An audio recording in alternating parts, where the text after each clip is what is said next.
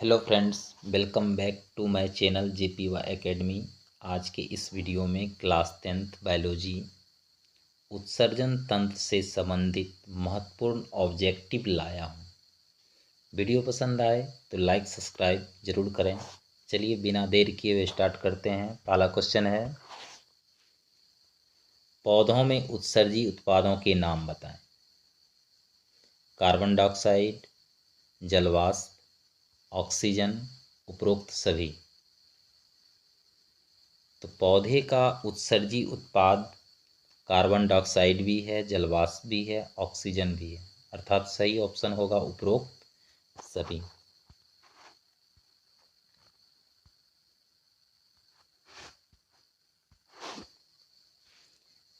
निम्नलिखित में सबसे जहरीला नाइट्रोजनी अपशिष्ट पदार्थ कौन सा है? कार्बन डाइऑक्साइड, यूरिक अम्ल, यूरिया, अमोनिया। तो सबसे जहरीला नाइट्रोजनी अपशिष्ट पदार्थ अमोनिया है, क्योंकि इनके उत्सर्जन के लिए भारी मात्रा में जल की आवश्यकता होती है। और सबसे कम जहरीला नाइट्रोजनी अपशिष्ट पदार्थ यूरिक अम्ल है।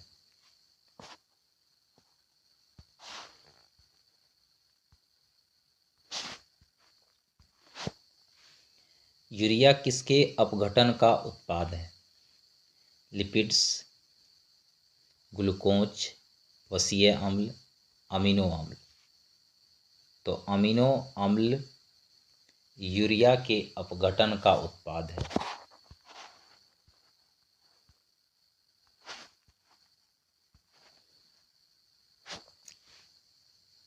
उत्सर्जी पदार्थ का शरीर से निष्कासन क्यों आवश्यक है? क्योंकि ये विषाक्त होते हैं, क्योंकि ये शरीर के लिए हानिकारक होते हैं, क्योंकि ये अनावश्यक होते हैं, या इनमें से सभी सही है। तो हमारे शरीर के लिए अपशिष्ट पदार्थों का निष्कासन इसलिए आवश्यक है क्योंकि ये विषाक्त होते हैं, शरीर के लिए भी हानिकारक होता है, और ये हमारे शरीर के लिए अनावश्यक होता है। इसलिए सही ऑप्शन होगा इनमें से सभी सही है।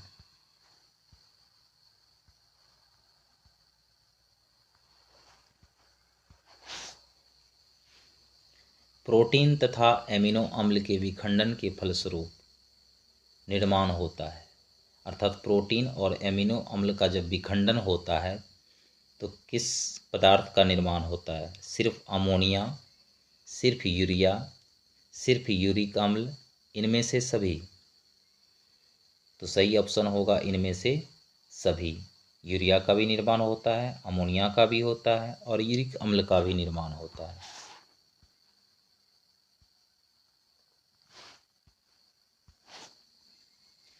स्थलीय जंतुओं में नाइट्रोजनी पदार्थों का शरीर से निष्कासन किस रूप में होता है? प्रोटीन, यूरिया, अमोनिया और एमिनो अम्ल। तो स्थलीय जंतुओं में नाइट्रोजनी अपशिष्ट पदार्थों का शरीर से निष्कासन यूरिया के रूप में होता है। तो सही ऑप्शन ख, यूरिया।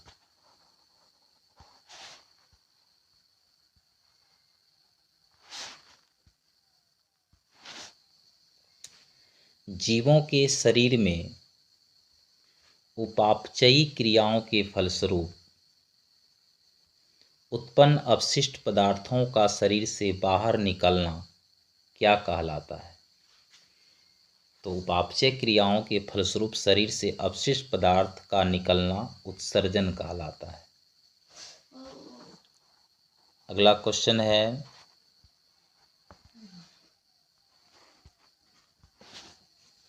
वृक्क का भीतरी सतह क्या कहलाता है? वृक्क शंकु, अंतस्थ भाग, हाइलम या नेफ्रॉन? तो सही ऑप्शन होगा हाइलम वृक्क के भीतरी सतह का।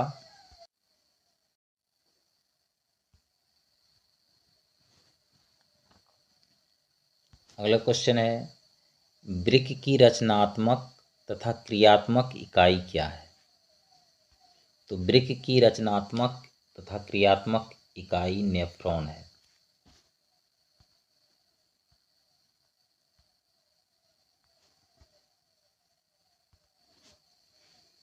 नेफ्रॉन के किस भाग में ग्लोमेरुल्स अवस्थित होता है?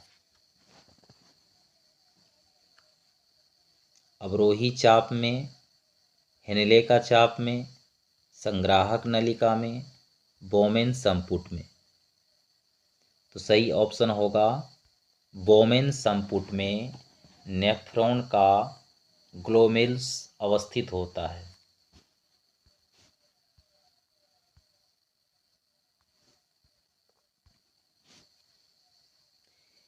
इनमें कौन सीधे मूत्रवाहिनी से जुड़ा होता है?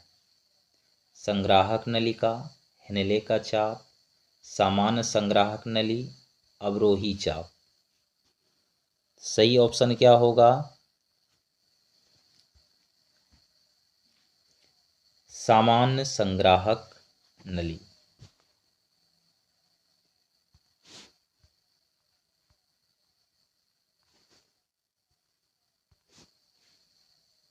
मूत्र का पीला रंग निम्नलिखित किसकी उपस्थिति के कारण होता है?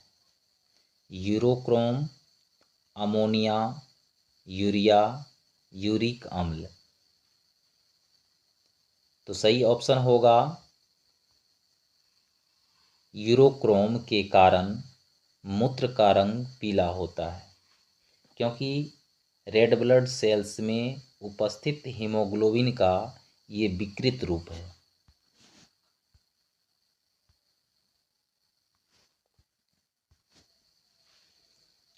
डायलिसिस मशीन किस तरह का कार्य करता है? कृत्रिम यकृत का, कृत्रिम वृषण का, कृत्रिम वृक्क का, कृत्रिम ग्रंथि का। जब व्यक्ति का वृक्क खराब हो जाए तो डायलिसिस मशीन के द्वारा ब्लड को फिल्ट्रेशन कराया जाता है। तो सही ऑप्शन होगा कृत्रिम वृक्क का।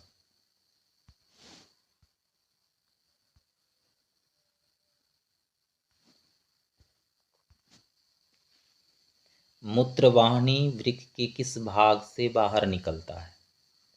ऊपर से, निचले भाग से, हाइलम से, निश्चित स्थान से नहीं।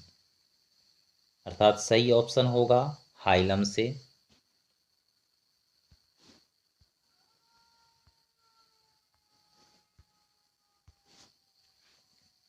मानव उत्सर्जन तंत्र का कौन सा भाग शरीर से सीधे बाहर खुलता है? मूत्राशय, मूत्रमार्ग, मूत्रवाहिनी, मूत्राशय का ट्राइगोन। तो सही ऑप्शन होगा मूत्रमार्ग शरीर के सीधे बाहर खुलता है, जिससे अपशिष्ट पदार्थों का उत्सर्जन होता है।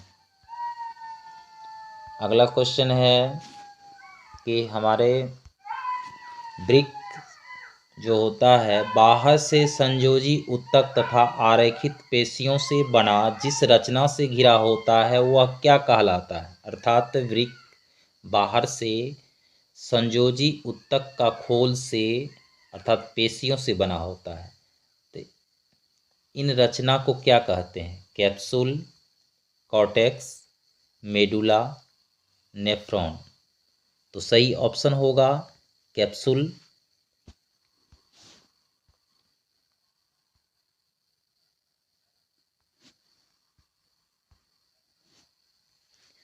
प्रत्येक मानव वृक्क में नेफ्रॉन की संख्या कितनी होती है? लगभग 10 लाख।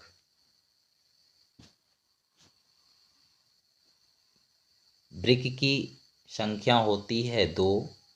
प्रत्येक वृक्क में 10 लाख नेफ्रॉन होते हैं, तो दोनों वृक्क में लगभग 20 लाख नेफ्रॉन पाए जाते हैं।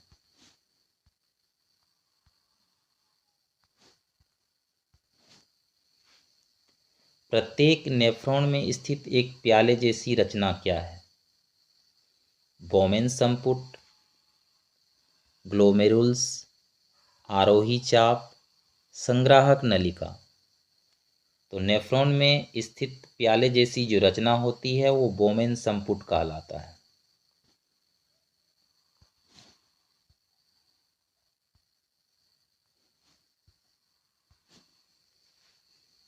इनमें से कौन साधारणतः मानव मूत्र में उपस्थित नहीं होते हैं? कौन सा? जल, urea, sodium chloride, sodium nitrate. तो सही ऑप्शन होगा सोडियम नाइट्रेट मानव के मूत्र में उपस्थित नहीं होता है।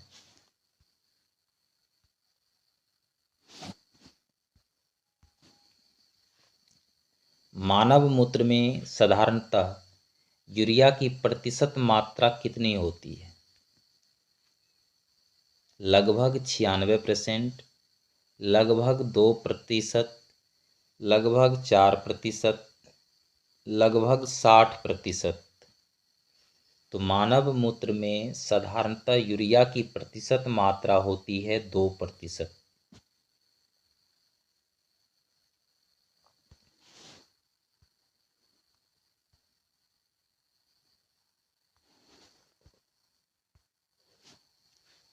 मशीन द्वारा रक्त के शुद्धिकरण की प्रक्रिया क्या कहलाती है? डायलिसिस, हेमोडायलिसिस, कोशिका डायलिसिस, डायलाइजर। तो सही ऑप्शन होगा हीमोडायलिसिस। हीमोडायलिसिस रक्त से अपशिष्ट पदार्थों एवं पानी को फिल्ट्रेशन करने का एक उपचार है और हीमोडायलिसिस हफ्ते में 3 बार की जाती है, जो लगभग 4 घंटे का समय लगता है।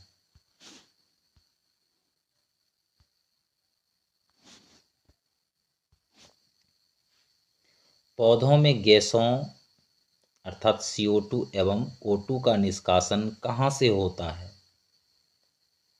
रग्नों से, वात रग्नों से, क एवं ख दोनों से, इनमें से कोई नहीं। तो पौधों में CO2 एवं O2 का निष्कासन अर्थात उत्सर्जन स्टोमेटा अर्थात रग्नों के माध्यम से होता है।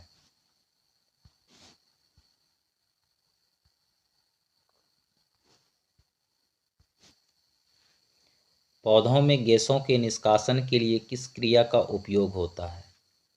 परासरण, विसरण, वाष्पोत्सर्जन, परिवहन। तो पौधों में गैसों का जो निष्कासन होता है वो विसरण विधि के द्वारा उनका उपयोग किया जाता है।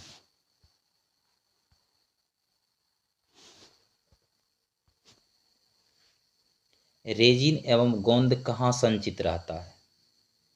फ्लोएम में, कॉर्टेक्स में, छाल में, पुराने जाइलम में। तो सही ऑप्शन क्या होगा? पुराने जाइलम में।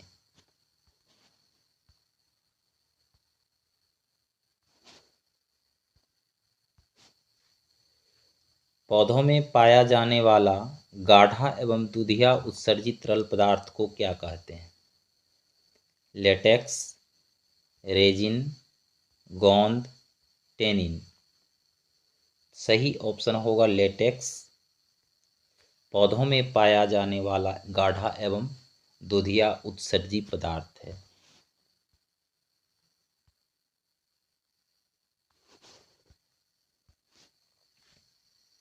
लेटेक्स सामान्यतः कहाँ पाया जाता है? पीपल में, बरगद में, पीला कनेर में, इनमें से सभी में। तो लेटेक्स सामान्यतः पीपल में भी पाया जाता है, बरगद में भी, पीला कनेर में अपशिष्ट पदार्थ के रूप में। तो ऑप्शन नंबर घ इनमें से सभी।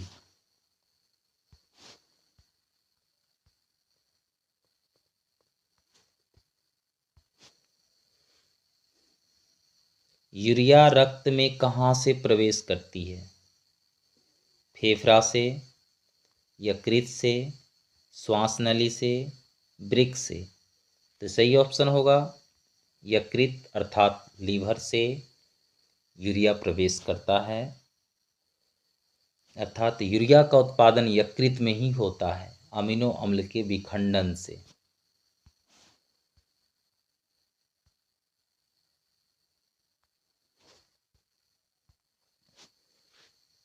रेजिन किस पौधे का उत्सर्जी पदार्थ है? कनेर, पीपल, चीर, बबूल। तो सही ऑप्शन होगा चीर। रेजिन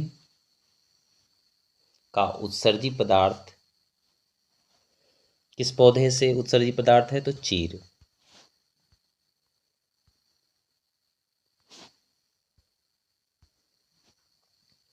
पौधों में गैसों के निष्कासन के लिए किस क्रिया का उपयोग किया जाता है? तो विसरण।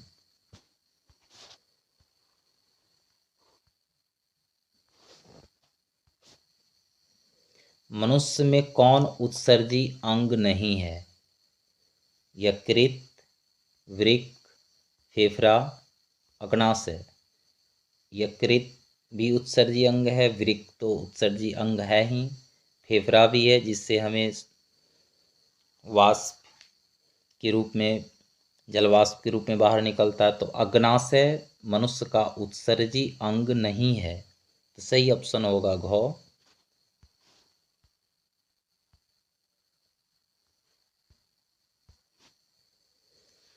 निम्नलिखित में किसमें विशेष उत्सर्जी अंग नहीं होता है? कीट, मानव, अमीबा, पक्षी। तो अमीबा में कोई विशिष्ट अंग उत्सर्जन के लिए नहीं होता है।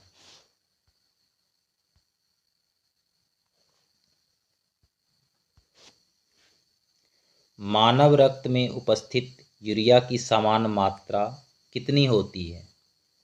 100 mg, 20 mg, 30 mg, 40 mg। तो मानव रक्त में उपस्थित यूरिया की मात्रा 20 mg होती है।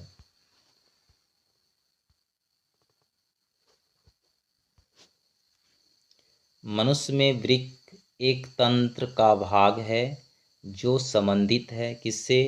तो पोषण, श्वसन, उत्सर्जन, परिवहन। तो वृक्क उत्सर्जन का एक भाग है।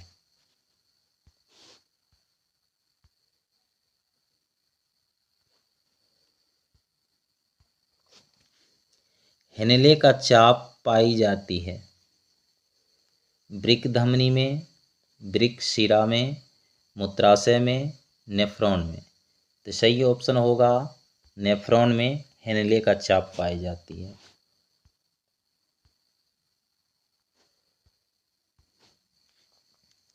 इनमें कौन साधारणतः मानव मूत्र में उपस्थित नहीं होते हैं? जल, urea, sodium chloride, sodium nitrate. तो मानव मूत्र में जल भी उपस्थित होता है, यूरिया भी, सोडियम क्लोराइड भी, अर्थात सोडियम नाइट्रेट मानव मूत्र में उपस्थित नहीं होता है।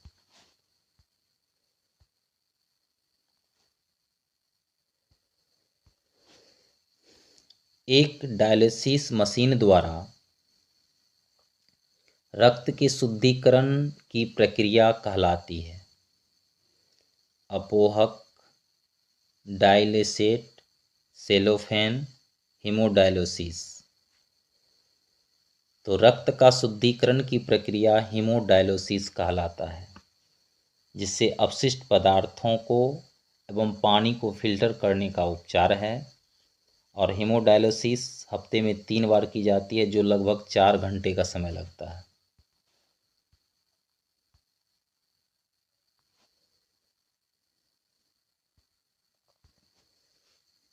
यूरिया रक्त में कहाँ से प्रवेश करती है? फेफड़ा से, यकृत से, श्वासनली से, वृक्क से। सही ऑप्शन होगा यकृत अर्थात लीवर से। यानी कि यूरिया का उत्पादन यकृत में ही होता है। अमीनो अम्ल के विखंडन से यूरिया का निर्माण होता है।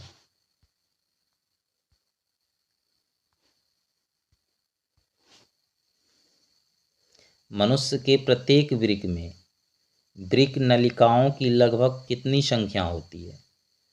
4 मिलियन, 2 मिलियन, 1 मिलियन, 8 मिलियन। तो प्रत्येक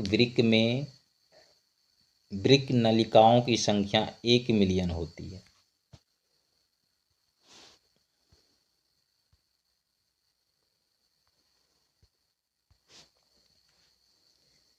किन जीवों में नाइट्रोजनी पदार्थों का निष्कासन यूरिक अम्ल के रूप में होता है? सिर्फ रेप्टिलिया में, सिर्फ एबीज में, ए एवं बी दोनों में, इनमें से किसी में नहीं? तो सही ऑप्शन गौ, रेप्टिलिया में भी और एबीज में भी नाइट्रोजनी पदार्थों का निष्कासन यूरिक अम्ल के रूप में होता है।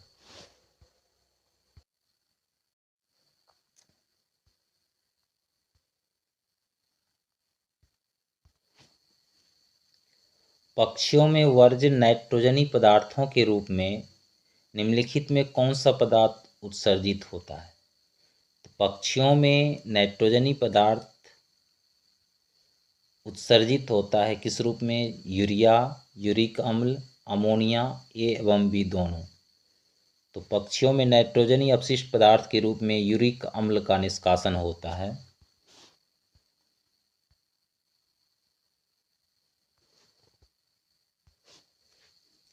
अमोनिया का यूरिया में परिवर्तन शरीर में कहाँ होता है? यकृत, वृक्क, प्लीहा, आमाशय। तो सही ऑप्शन होगा यकृत में यूरिया का निर्माण भी होता है और अमोनिया से यूरिया में परिवर्तन भी होता है।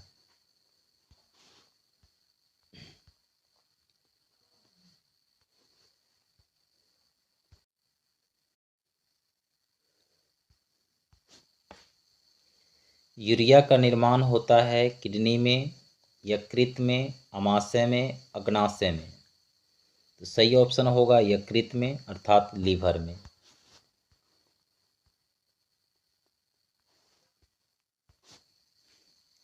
मछलियों में उत्सर्जी पदार्थ क्या है? अमोनिया, यूरिया, यूरिक अम्ल, एमिनो अम्ल। तो सही ऑप्शन होगा अमोनिया।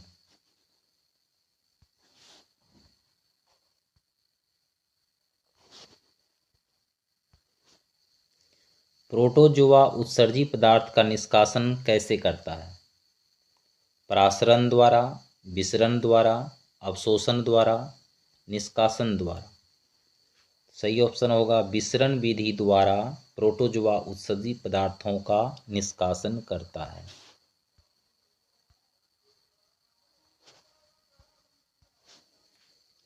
मानव का प्रमुख उत्सर्जी अंग कौन है? वृक्क, अग्नाशय, रक्त, श्वेत ग्रंथि। तो सही ऑप्शन होगा वृक्क मानव का प्रमुख उत्सर्जी अंग है।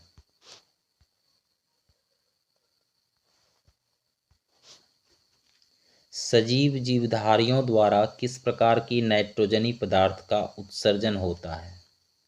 अमोनिया, यूरिक अम्ल, यूरिया, सभी। तो सजीव जीवधारियों में नाइट्रोजनी अपशिष्ट पदार्थ का उत्सर्जन अमोनिया के रूप में भी होता है, यूरिक अम्ल के रूप में भी होता है और यूरिया के रूप में भी होता है, अर्थात सही ऑप्शन सभी।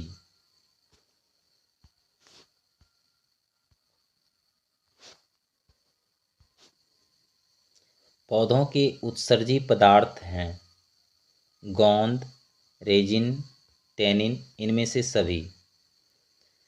तो पौधे के उत्सर्जी पदार्थ गोंद भी है, टैनिन भी है, रेजिन है। तो सही ऑप्शन होगा इनमें से सभी।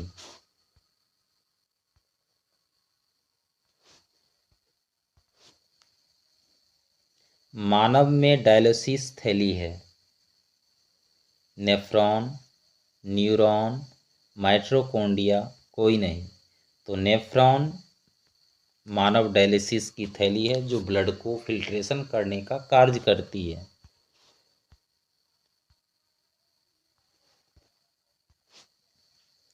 कृत्रिम वृक्क किन अपशिष्ट उत्पादों का रुधिर में अपोहन द्वारा पृथक करता है?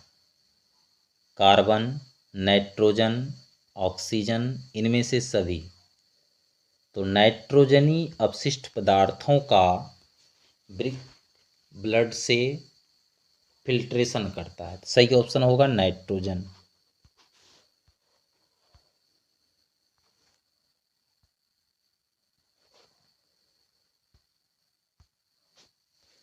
मानव वृक्क अर्थात किडनी अर्थात गुर्दा का आकार होता है सेम के बीज के आकार, आयताकार, गोलाकार, इनमें से कोई नहीं। तो मानव वृक्क के आकृति सेम के बीज के आकार का होता है।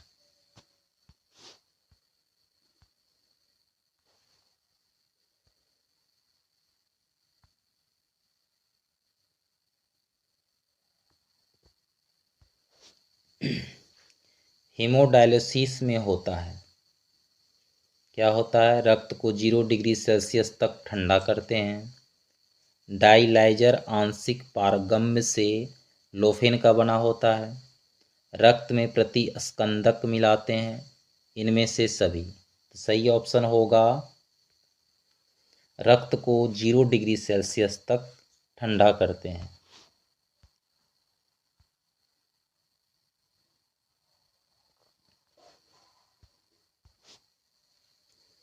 रेजिन किस पौधे का उत्सर्जी पदार्थ है? बबूल, कनेर, पीपल, चीर। तो सही ऑप्शन होगा चीर। रेजिन का उत्सर्जी पदार्थ है।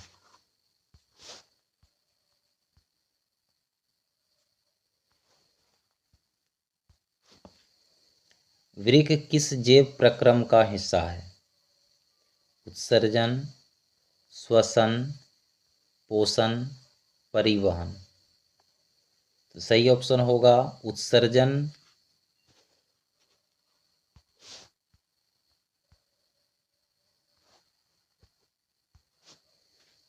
पौधों में अपशिष्ट पदार्थ कहाँ संचित होते हैं? अंतःकाष्ठ में, पत्तियां में, छाल में, इनमें से सभी। तो पौधों में अपशिष्ट पदार्थ काष्ठ में, पत्तियों में, छाल में, सभी में संचित होते हैं, अर्थात सही ऑप्शन होगा इनमें से सभी।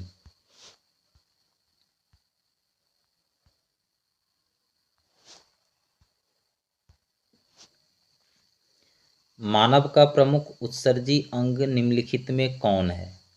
वृक्क, रक्त, श्वेत ग्रंथि, अग्नाशय। सही ऑप्शन होगा वृक्क।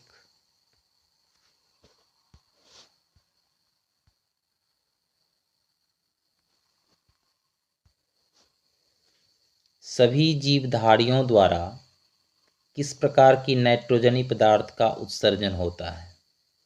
तो अमोनिया भी होता है, यूरिया भी होता है, यूरिक अम्ल भी होता है, अर्थात इनमें से सभी।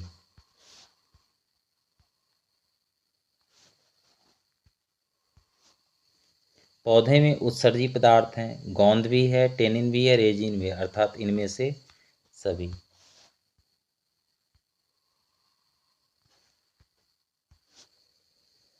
मनुष्य में वृक्क निम्न में किससे संबंधित है? तो उत्सर्जन से।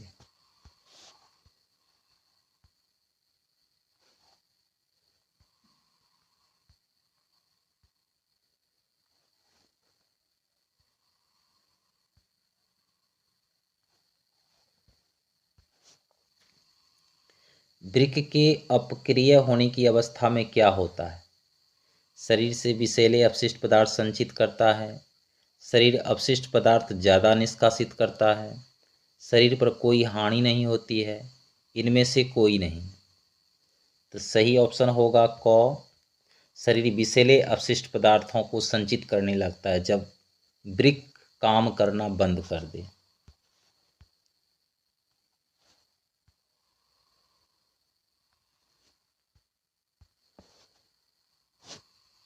कृत्रिम वृक्क किस क्रिया से अपशिष्ट पदार्थ को बाहर निकालता है? अपोहन द्वारा, मूत्र के द्वारा, श्वसन द्वारा, इनमें से सभी। तो सही ऑप्शन होगा अपोहन द्वारा वृक्क अपशिष्ट पदार्थों को बाहर निकालता है।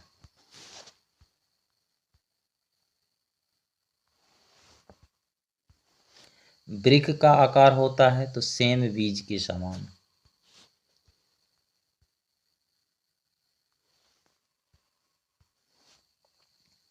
प्रोटोजुआ अपशिष्ट पदार्थों का निष्कासन कैसे करता है? विसरण द्वारा, परासरण द्वारा, अवशोषण द्वारा, निष्कासन द्वारा। सही ऑप्शन होगा विसरण।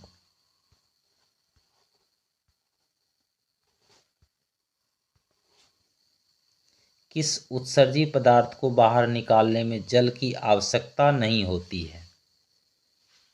अमोनिया, यूरिया, यूरिक अम्ल, इनमें से सभी। सही ऑप्शन होगा यूरिक अम्ल।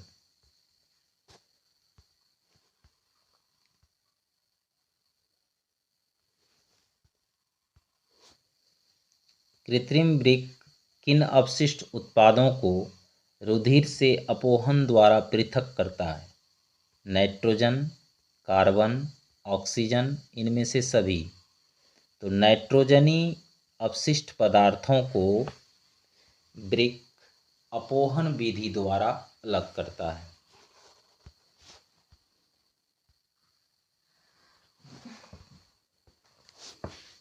मानव में डायलिसिस थैली है। नेफ्रॉन, न्यूरॉन, माइटोकॉन्ड्रिया, इनमें से कोई नहीं। तो सही ऑप्शन होगा नेफ्रॉन। डायलिसिस की थैली है जो ब्लड को फिल्ट्रेशन करने का कार्य करती है।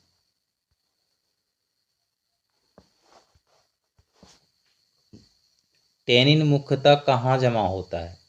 पैर की छाल, पुराने जाइलम, फ्लोएम, जड़ों में। तो पैर की छाल में टेनिन मुख्यतः संचित होते हैं।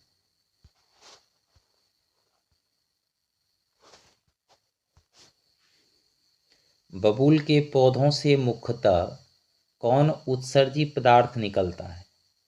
टेनिन, गोंद, रेजिन, लेंटेक्स। तो सही ऑप्शन होगा गोंद। बबूल के पौधों का मुख्य उत्सर्जी पदार्थ है।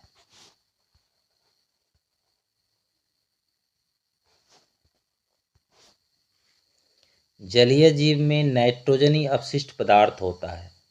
अमोनिया, यूरिया, यूरिक अम्ल, इनमें से कोई नहीं। सही ऑप्शन होगा अमोनिया।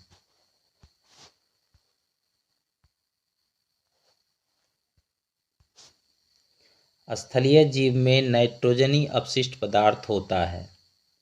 अमोनिया, यूरिया, यूरिक अम्ल, इनमें से कोई नहीं। तो स्थलीय जीवों में नाइट्रोजनी अपशिष्ट पदार्थ के रूप में यूरिया होता है।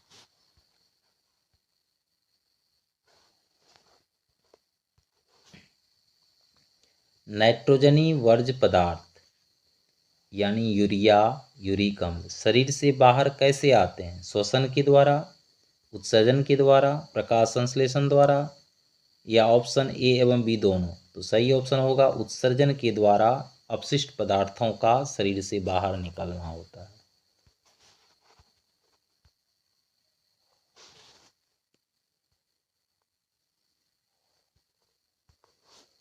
मानव शरीर में कितने वृक्क होते हैं?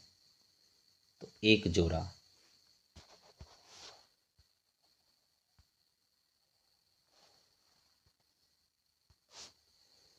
मूत्र में होता है जल, यूरिया, सोडियम क्लोराइड, इनमें से सभी। तो मूत्र में जल भी होती है, यूरिया भी होती है, सोडियम क्लोराइड भी होती है, अर्थात सही ऑप्शन होगा इनमें से सभी।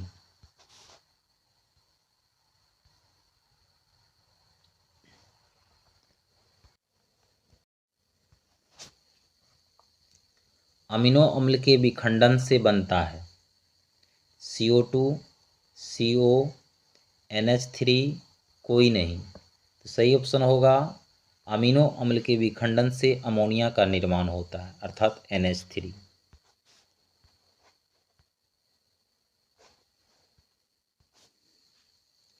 रेजिन किस पौधे का उत्सर्जी पदार्थ है? पीपल, बबूल, कनेर, चीर। सही ऑप्शन होगा बबूल का उत्सर्जी पदार्थ रेजिन है।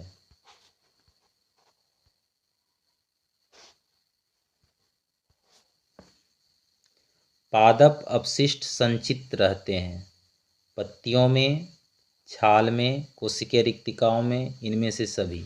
तो सही ऑप्शन होगा इनमें से सभी।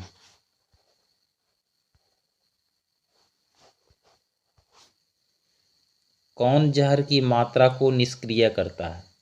यकृत, फेफड़ा, वृक्क, हेमोडायलिसिस। तो लीवर जहर की मात्रा को निष्क्रिय करता है।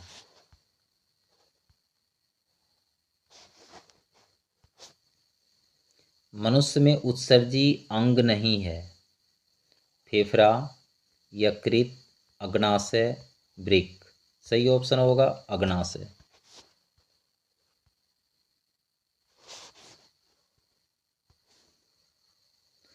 एक वृक्क में लगभग कितने नेफ्रॉन होते हैं?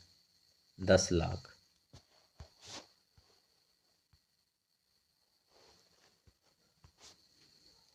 मानव में अमोनिया जो जहरीला है यूरिया में बदल देता है। किडनी, लीवर, बड़ी आंत, अग्नाशय। सही ऑप्शन होगा लीवर।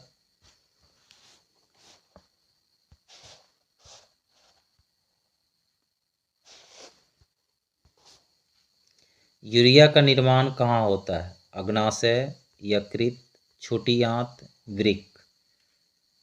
तो यकृत अर्थात लीवर में यूरिया का निर्माण होता है।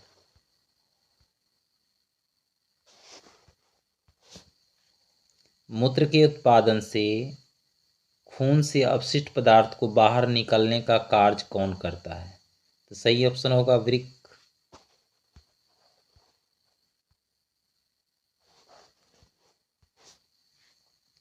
नेफ्रॉन संबंधित है श्वसन, परिवहन, उत्सर्जन, पोषण। तो उत्सर्जन से संबंधित है नेफ्रॉन।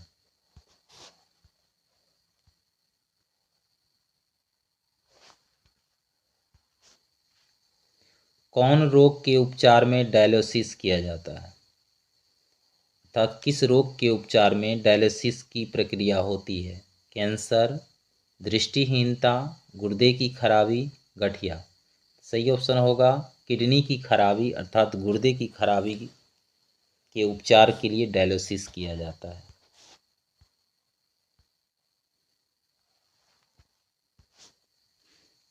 गुर्दे की पथरी के निर्माण के लिए निम्नलिखित में कौन से जिम्मेवार हैं? Sodium chloride, silicate, calcium oxalate और कैल्शियम बाइकार्बोनेट। सही ऑप्शन होगा कैल्शियम ऑक्जेलेट। गुर्दे में पथरी के निर्माण में सहायक होता है।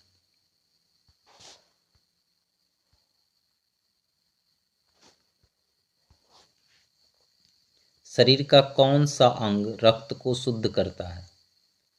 हार्ट अर्थात दिल, पित्ताशय, प्लीहा स्प्लीन, गुर्दा अर्थात किडनी।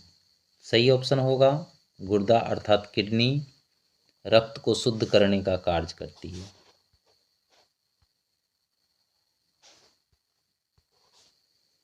मानव में वृकाणुओं का कार्य क्या है? पोषण, उत्सर्जन, परिवहन, श्वसन। सही ऑप्शन होगा उत्सर्जन वृकाणुओं का कार्य है।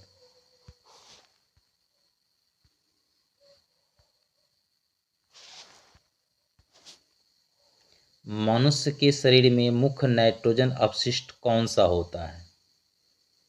सही ऑप्शन होगा यूरिया के रूप में।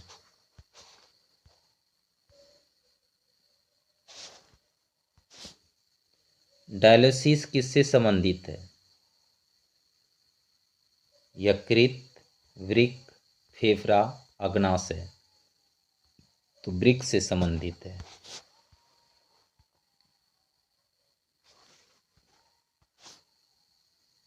जब वृक्क कार्य करना बंद कर देते हैं तो कौन सा पदार्थ जमा होता है?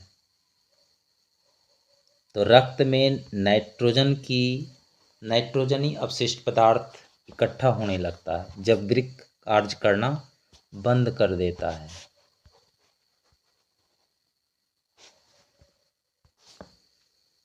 यूरिया किसके द्वारा रक्त से अलग किया जाता है? आंत, अमाशय, प्लीहा, गुर्दा अर्थात किडनी, गुर्दा के द्वारा रक्त से अलग किया जाता है। किसको? तो यूरिया को।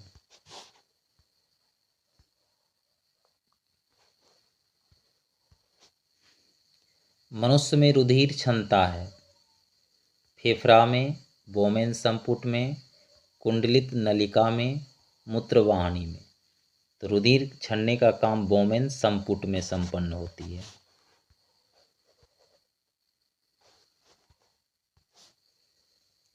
डायलिसिस मशीन द्वारा रक्त के शुद्धिकरण की प्रक्रिया क्या कहलाती है? तो हीमोडायलिसिस।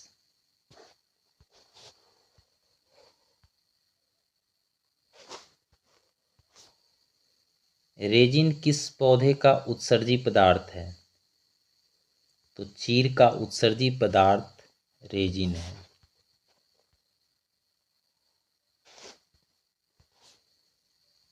पौधों में पाया जाने वाला गाढ़ा एवं दुधिया उत्सर्जित तरल पदार्थ को क्या कहते हैं? रेजिन, टेनिन, लेंटेक्स, गोंद। सही ऑप्शन होगा लेंटेक्स। पौधों में पाया जाने वाला गाढ़ा एवं दुधिया उत्सर्जी पदार्थ है।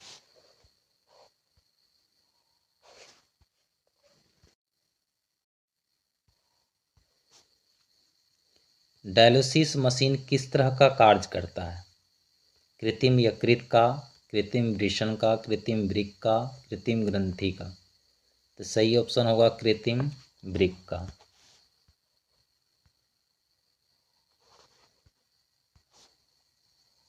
प्रोटीन तथा एमिनो अम्ल के विखंडन के फलस्वरूप निर्माण होता है अमोनिया, यूरिया, सिर्फ यूरिक अम्ल, इनमें से सभी। सही ऑप्शन होगा इनमें से सभी।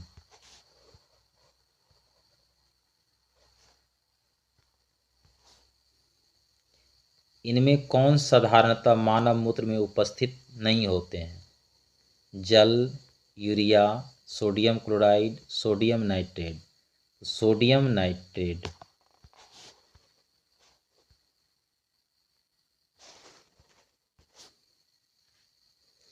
पक्षियों में वर्ज्य नाइट्रोजनी पदार्थों के रूप में निम्नलिखित में कौन सा पदार्थ उत्सर्जित होता है? यूरिया, यूरिक अम्ल, अमोनिया, सभी। तो पक्षियों में वर्ज्य नाइट्रोजनी पदार्थ के रूप में यूरिक अम्ल का निष्कासन होता है।